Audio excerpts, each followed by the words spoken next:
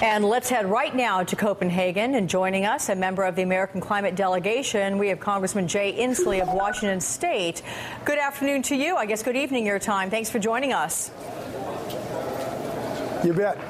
Now, where do these talks stand at this hour? My understanding is that the general meeting is over. The president, though, he's in a second meeting with the Chinese premier?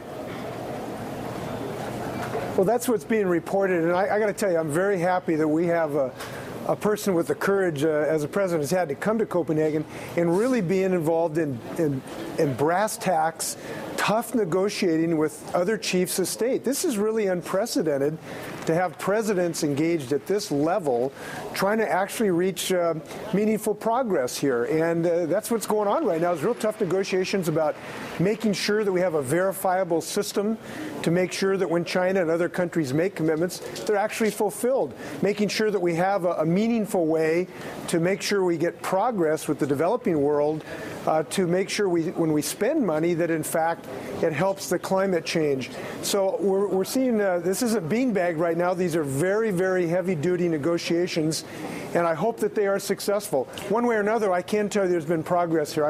I'm actually happy about the progress we made of getting China to step up to the plate and making quantitative commitments to move forward. This has been helpful already. Do you echo the sentiments of French President Nicolas Sarkozy, who was quite blatant about his statements that China's really holding up the progress here? Well, it's too late in the game to be pointing any fingers, but I think there's been some good news, and China has made quantifiable commitments to essentially reduce their energy pollution they put out per unit of consumption. But there does appear to be a unsatisfactory resolution of how we will have a transparent, verifiable system so that all of the world knows it's not just China, so that all of us can trust our respective obligations. We want the Chinese to look at it through this prism, that when they get a commitment from another country, England, Spain, or the United States, that those countries are going to fulfill their commitments. We need China to look at it through that mechanism. They have been insisting that they don't want to see their, quote, sovereignty impinged on. Look, we don't want to impinge on anyone's sovereignty. We just want to make sure that we all know what's going on in our countries. And Representative Inslee, how much of an appetite is there in Congress for climate legislation, particularly given everything that's on the plate right now for Congress? Well, it's growing, and the reason it's growing is that we see legislation to build a clean energy future for America is a jobs creation engine for America. We have a jobs crisis in America, and what has become clear, talking to our potential economic competitors around the world, we want to build electric cars here, not just in China. We want to build wind turbines in America, not just in Denmark, as much as I like Denmark.